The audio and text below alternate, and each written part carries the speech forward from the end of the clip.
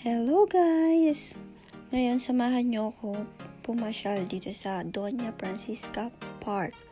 Sobrang dami ng kainan dito. Meron ng coffee at itong siomayan, kwek-kwek at kung ano-ano pa. Yung buko juice natin yan sila-sila lang. Ngayon madami na.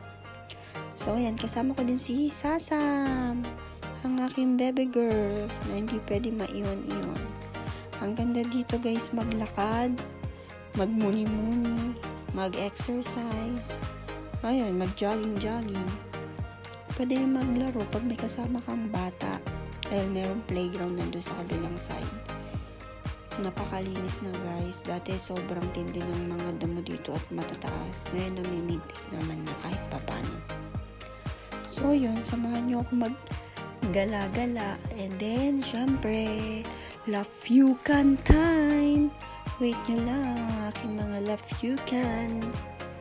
So yan, tamang walking muna para kahit paano mabawasan at magkaroon ng space sa tiyan habang lumalafyuk. Ito ang baby ko, pagod na. So yun guys, wait lang. Wait! Wait! So ito na nga guys, ito yung mga nagsasayaw.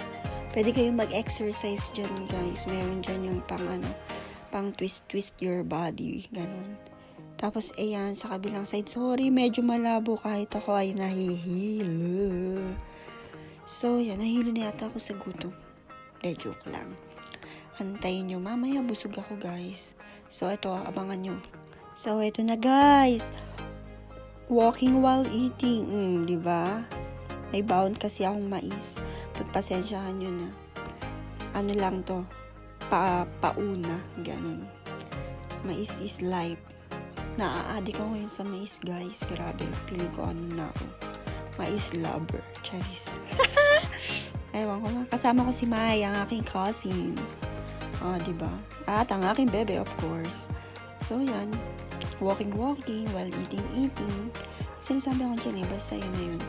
After that, ito na ang walang kasawaang egg balls or kwek-kwek guys. Sobrang sarap ng sauce nila dito, promise.